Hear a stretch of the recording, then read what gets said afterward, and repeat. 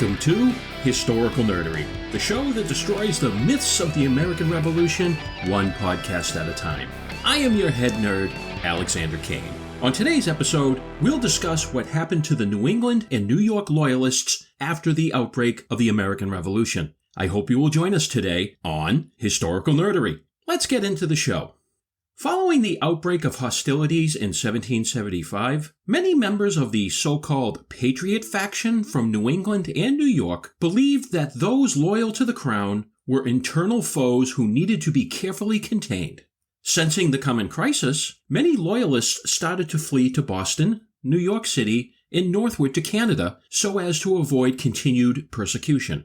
Of course, those who remained behind were subjected to increased scrutiny, physical and verbal abuse, and repeated interrogation before committees charged with identifying and incarcerating those loyal to the king. One such example of discrimination and violence towards Loyalists comes from the seaport town of Newburyport, Massachusetts. William Jackson professed his loyalty to the British Crown and remained inside Boston during the siege. When the British evacuated Boston in March of 1776, he escaped on board the brig Elizabeth. While off the coast of New Hampshire, 3 Continental Navy vessels, including the Newburyport-built USS Hancock, captured the vessel. The Elizabeth was escorted into Portsmouth, New Hampshire, and sold as a prize. The next day, Jackson, as well as other Loyalists, secured passes from New Hampshire authorities to travel to Boston to petition for protection from abuse and the return of their confiscated property on board the Elizabeth. After traveling approximately 20 miles south by carriage, the party arrived in Newburyport. Upon entering the Wolf Tavern, word quickly spread about the presence of a Loyalist party in town. An angry mob quickly gathered and descended upon the tavern. Horrified, Jackson and the other Loyalists quickly sought the protection of Newburyport's Committee of Safety. According to Jackson, "We sent for the Committee of Safety to appease them, but all to no purpose. Finding ourselves in such a situation, we complied.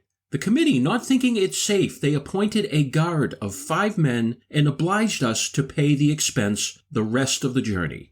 The bodyguards did little to protect them. The small band of refugees fled Newburyport and proceeded to Boston, being 40 miles on foot. Upon arrival in Boston, Jackson and the others were quickly arrested and imprisoned. The next year, Jackson was tried for the crime of attempting to profit from the distress caused by the American Revolution. He was convicted and ceremoniously banished from Boston. Understandably, when Loyalist men fled to the safety of British lines, many expressed a belief that their wives and children would be spared from the political violence because they were innocent bystanders. As Loyalist Captain Alexander MacDonald opined, "Surely the people, the rebels, has not got so barbarously mad as to molest or hurt a poor innocent woman and still more innocent poor children." Unfortunately, such a view was summarily rejected by the enemy. Rebel committees and colonial governments concluded that unless there was evidence to the contrary, the families of fleeing male Loyalists, including women, shared in the guilt. By fleeing prosecution, possibly joining the enemy, and participating in often vicious raids against rebel New York and New England frontier communities, Loyalist men had tainted not only themselves, but their families as well. Many rebels demanded punishment of those Loyalist men who fought against the cause of independence. Unfortunately, these men were in Boston, Canada, New York City, and other safe havens. As a result, many Americans directed their attention towards the Loyalist families who were left behind and began to see them as vipers living in their midst. Over a short span of time since the commencement of the American Revolution, it was the women and their families who bore the brunt of the rebels' rage. Women and families that were branded as Loyalists were subjected to various forms of punishment, the most common and devastating being the confiscation of their property. Looting and destruction of Loyalist property was also an accepted practice. Finally, many Loyalist families faced imprisonment and violence at the hands of local mobs. Loyalist Sarah McGinnis of New York enjoyed a close relationship with neighboring Mohawks.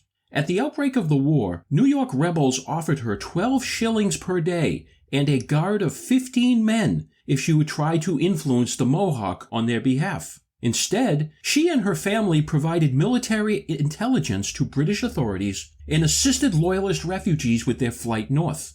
In retaliation, local so-called Patriot officials arrested her son and plundered her property. Sarah, her daughter, and her granddaughter watched as rebels sold at public auction all of their possessions, except what would scantily support them in victuals and clothes. Immediately afterwards, the 3 women were imprisoned in a local fort and treated so badly that Sarah's granddaughter later died. Sarah and one of her daughters escaped at night with only what they could carry on their backs. Tragically, Sarah was forced to leave behind her son, who was out of his senses and bound in chains, and who sometime afterwards perished. Loyalist Philip MP was subjected to many insults and abuses from rebels, and was eventually imprisoned with his 3 sons in a local jail. When the 4 escaped, rebels turned their eyes towards his wife and 7 remaining children. They were quickly arrested and their property confiscated. Mrs. MP and her family were eventually released, but when she returned to her home, she was beat and abused by 4 men who left her on a road. Although she was rescued by friends, she later died. Elizabeth Carey was a resident of the New Hampshire Grants, now Vermont. Her family had been victimized by the Green Mountain Boys in the 1760s. She watched helplessly as a rebel mob ransacked her home in 1776. In the middle of winter, the outlaws, as she described them, again broke into her home and ordered her family to leave. Although it was snowing and cold, she had no other choice. Looking back while on her way, she saw the outlaws moving her furniture and provisions from the house and loading them into a wagon.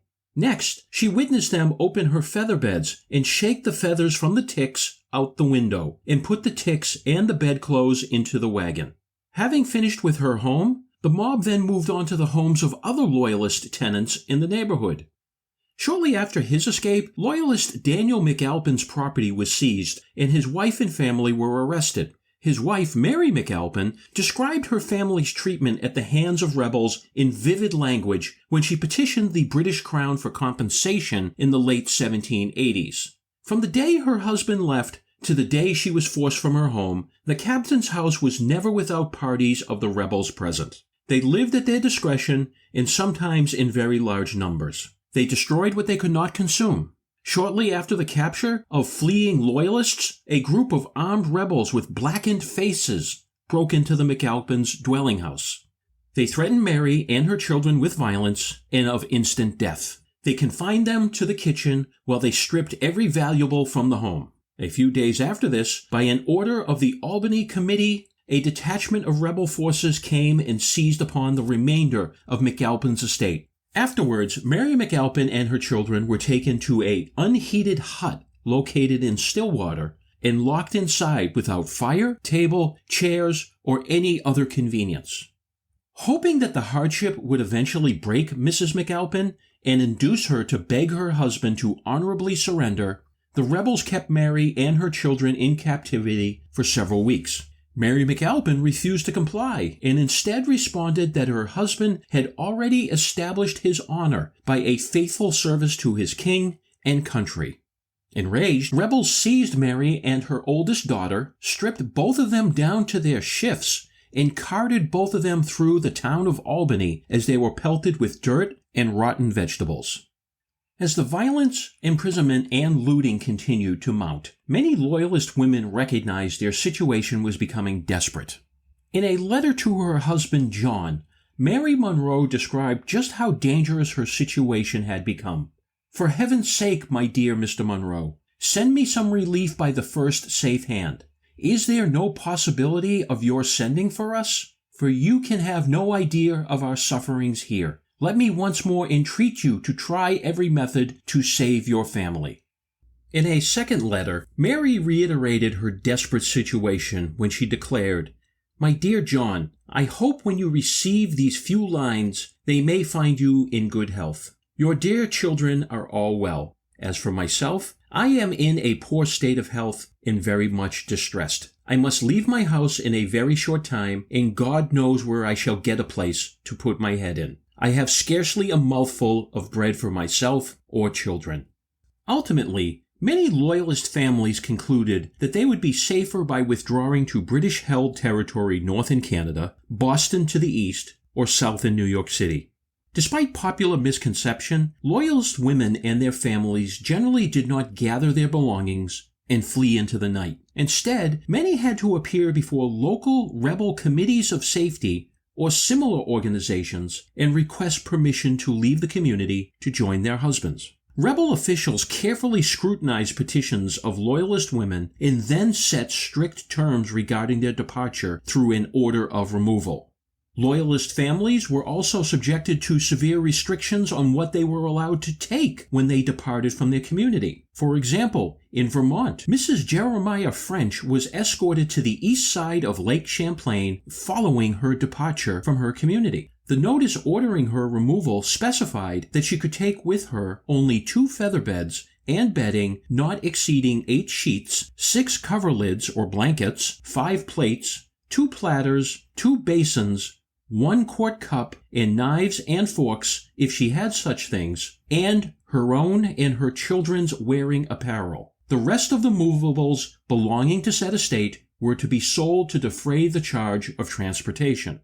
When Loyalist Aleda Van Alstyne fled to New York City, she was only permitted to take with her bedding, 2 chests, 1 trunk, flour, wearing apparel, and some household furniture. At first, many communities were reluctant to release Loyalist families as they served a useful purpose as hostages. From the rebel perspective, the continued presence of Loyalist families under their careful guard could deter future military attacks, stem the flow of young male recruits into Canada or New York City, and encourage the release of American prisoners held by British authorities. However, following General Burgoyne's invasion of 1777 from Canada into New York, many local committees recognized that hostages would not prevent future British raids and agreed to release Loyalist women and their families.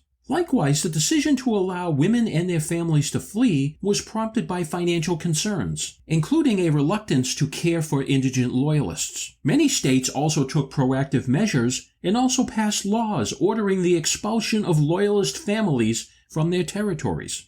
The Albany, New York County Commissioners wrote to the governor in July of 1777, asking that women whose husbands are with the enemy may be sent to the enemy lines. And again in 1779, the state requested the removal of a Mrs. Tuttle, whose husband Stephen had gone off to the enemy some time ago. The Loyalist flight to safety was challenging, with the trek north to Canada perhaps the most difficult. When Loyalists left their communities and decided to travel north to Canada, they usually followed one of 2 routes. Loyalists from New York typically followed an overland route through Native American territory to Lake Ontario. Because much of the travel was along forest trails, Indian guides were essential. Unfortunately for many refugees, the route included passage through territory held by the Oneidas, an ally of the Americans.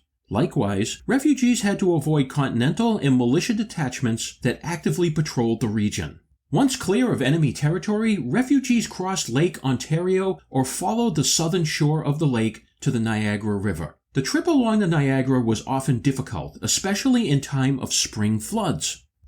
Those refugees from the Hampshire Grants or New England typically followed a combined land and water route along Lake Champlain and on to Montreal. The roads followed were often muddy and in poor condition. Refugees could only use pack horses, ponies, or hand and horse carts for their belongings and provisions. Securing water transportation was critical to the flight north. Often refugees were forced to seek shelter on insect-infested or low-lying islands in the middle of Lake Champlain. Because of the difficulties of this combined land and water passage, Loyalists were forced to travel in groups whose members could share the burden of carrying boats and provisions. Some Loyalists might be lucky enough to make the trip in 13 days, but most took much longer. An expedition of women and children that had to move slowly was not lucky enough to make good connections with boats and experience bad weather could take from 2 to 3 months to reach the Quebec province. The delay in travel, combined with the rugged country, took its toll on the clothing of Loyalist women and children. It was not uncommon for refugees to exhaust their supplies and be forced to survive on nuts, roots, and leaves. The experience of Loyalist Mary Monroe highlights the hardships Loyalist women encountered during the Revolutionary War. Monroe had been forced to flee from her home in the Hampshire Grants and flee to Canada following the defeat of Burgoyne. As they traveled towards Lake George to join others en route to Canada, they lightened their load by discarding food and most of their wearing apparel. After much difficulty, they arrived at Lake George and laid in the woods 6 days where they almost perished with cold and hunger, until 3 other families arrived. Afterwards, they prevailed upon the commanding officer at Fort Edward to give them a boat and a flag so that they could set off across Lake George. Unfortunately for Mary, they were discovered by a party of Indians from Canada who pursued them. As a result of the excessive hardships they underwent, Mary and her children were very sickly the whole winter after arriving in Canada. The toll the journey took on Mary was sadly announced by her husband when he declared, "The children recovered from their illnesses, but Mrs. Monroe never will." Thank you for joining us today on Historical Nerdery. To learn more about the Loyalist plight following the start of the American Revolution, as well as other neat information about Revolutionary New England, be sure to check out my website, historicalnerdery.com, follow me on Facebook and Instagram, and subscribe to my mailing list. I'm Alex Kane, and this has been Historical Nerdery.